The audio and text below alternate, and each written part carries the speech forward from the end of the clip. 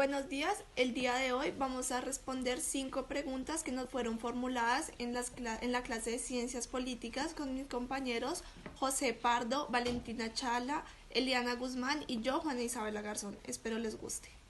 Y hablaré sobre la antigua Roma y responderé 5 preguntas referente a estas. Bueno, la primera es ¿quién ostentó el poder? Para referirnos a la persona que ostenta el poder le llamaremos emperador.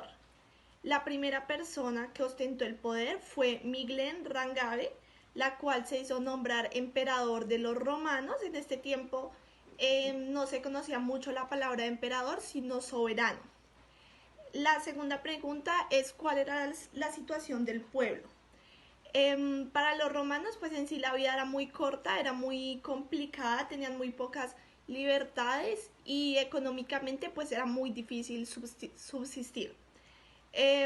La esperanza de vida de ellos era aproximadamente para los hombres de 40 años y para las mujeres de 30 años, ya que los embarazos en el momento del parto pues habían muchas complicaciones y la mayoría de mujeres pues morían. La segunda pregunta es ¿quién detenta el uso legítimo de la fuerza? Bueno, pues estas se le llaman como fuerzas armadas de la antigua Roma y a estas personas no había mucha necesidad de obligarlas para que prestaran el servicio, sino que ellos tenían un gusto por hacerlo. A ellos se les dicen que son la institución militar más efectiva y duradera conocida pues de toda la historia. Y con esto pues respondemos nuestra cuarta pregunta, que si había un ejército oficial del Estado, y pues sabemos que sí, que son las Fuerzas Armadas de la antigua Roma. Y la última y quinta pregunta es ¿cuáles son pues pensadores que expliquen el fenómeno político? Entonces aquí hablaríamos más sobre Grecia y Roma, haríamos un conjunto de esto y hablaríamos sobre Platón. Él pensaba en agrupa 4 características, las Fuerzas Armadas de la antigua Roma. Y la última y quinta pregunta es ¿cuáles son pues pensadores que expliquen el fenómeno político? Entonces aquí hablaríamos más sobre Grecia y Roma, haríamos un conjunto de esto y hablaríamos sobre Platón. Él pensaba en agrupa 4 características, la cual es la timocracia, la tiranía, la democracia y la oligarquía. Y él hace en esta época una obra muy importante o muy referente, la cual es la ética de Nicómaco. Muchísimas gracias. Bueno, en la antigua de Grecia, que va pues desde el 3300 años antes de Cristo, pues que esto es desde la invención de la escritura, hasta 476 años después de Cristo, pues que acá se da la caída del Imperio Romano en Occidente.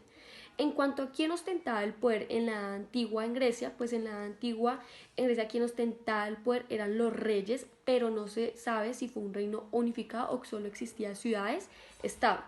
La situación de la población, pues acá las sociedades griegas estaban fuertemente influidas por el concepto de ciudades-estado o por polis, pues que eran ciudades que se gobernaban de manera independiente unas de otras.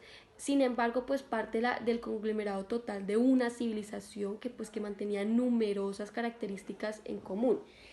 Quien detentaba el uso legítimo de la fuerza, pues acá lo detentaba la tiranía, el cual era un régimen de poder absoluto, de ordinario unipersonal, pues donde era instaurado por un tirano, el cual era el gobernante que había accedido al poder.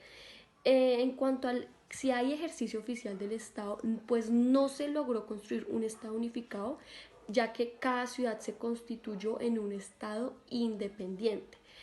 ¿Qué pensadores pues revelantes explican este fenómeno político de la antigua Grecia? Pues acá principalmente quien explicaban este fenómeno político fueron filósofos de la antigua Grecia. Pues acá principalmente quien explicaban este fenómeno político fueron filósofos como lo fue Platón, Aristóteles y Sócrates. El siguiente capítulo es la Edad Media. Vamos a decir que empieza desde, o bueno, vamos a decir, no, empieza desde la caída del Imperio Romano. Desde ahí empezamos a hablar de Edad Media. Bueno, la primera pregunta que vamos a resolver es quién ostentaba el poder. Aquí vamos a decir que había una pirámide en donde los dos primeros escalones eran el clero y la nobleza, quienes pues estaban al poder y podían tomar las decisiones de el siguiente escalón, que era toda la población, el estado llano, así se llamaba. Bueno, vamos a decir que, bueno, la siguiente pregunta es que ¿cuál era la situación de la población? Eran los no privilegiados y los privilegiados, los dos escalones de arriba. Entonces, como no privilegiados, no tenían, digamos que, los medios económicos, sociales o políticos para poder decidir, no tenían casi derecho, realmente no tenían derechos. Muchos eran siervos de los señores feudales, que en esa época eran quienes también detentaban un poco el poder, digamos que sobre tierras, y le daban al rey. La siguiente pregunta era que quién era, pues, quién ejercía el uso legítimo de la fuerza, también vamos a decir que era el clero. Le vamos a dar como un ejemplo las cruzadas y la Santa Inquisición, en donde en nombre de la iglesia y demás se hacía como una especie de limpieza social, vamos a llamarlo así. Y pues quienes detentaban el poder eran ellos. El siguiente era pues que si había un ejército oficial, como tal no había un ejército oficial, realmente eran caballeros y vasallos quienes peleaban en las guerras o quienes podían ejercer esto, ¿no? Pero no había como tal, o como tal sí, no había como un ejército oficial. Y la última pregunta era que, bueno, qué autores o qué, pues, qué principales autores explicaban estos fenómenos políticos. Bueno, encontramos algunos como Tomás de Aquino, Jean Foucault, Guillermo de Ockham y Roger Bacon, como los que explicaban más o menos lo que se vivía en la época y el poder político. También vamos a meter a los eclesiásticos. Y entonces, bueno, esto es el estado, la Edad Media, y mi compañero va a seguir con el otro punto.